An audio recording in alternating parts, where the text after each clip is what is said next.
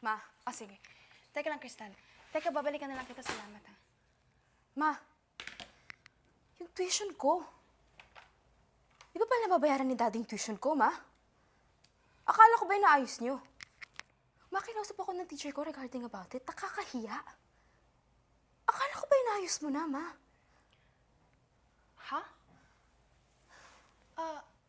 Anak, hindi ko alam yan. At wala akong alam dyan. Pero, sige, gagawan ko ng paraan. Bukas puntahan natin yung abogado ng daddy mo. Kayo na lang mag-usap. Ako? Ma akong kakausap? Bakit ako? Bakit parating ako? Bakit mo ako pinagsasalitaan ng ganyang kristal? Ma, nakakapagod. Hindi kita pinalaki ng walang respeto. At higit sa lahat, huwag mo akong pinagdadabugan, Kristal, ha? Hindi ko naman to ginusto. Sana maintindihan mo yon. Naiintindihan ko nga, Ma, di ba? Pero tinan mo yung reality natin, Ma. Lahat ng meron tayo napupunta sa abogado mo. Nakakapagod maging parte ng away niyo. Hindi ko kasalanan kung patuloy pa rin yung kaso namin ng daddy mo. Sana maintindihan mo yun.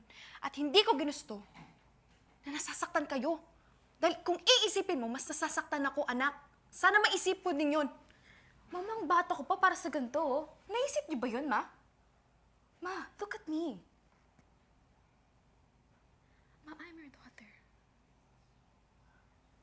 I need you guys to see me as one. Not as part of your fight in your legal battles, Ma. But as your daughter. Huwag niyo na ako itadamay, Ma.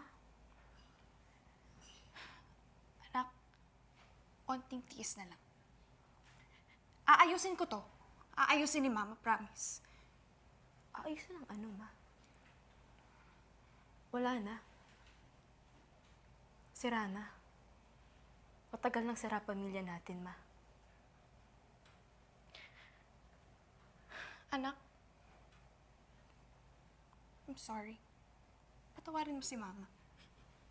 Pero itatak mo sa utak at puso mo na wag kang magtatanim ng sama ng loob sa daddy mo. At kahit sabihin natin na pagbalik-balik ta rin man ng mundo, tatay mo siya. Sabihin ko kay Mama yan, ha? Patawarin mo si Mama.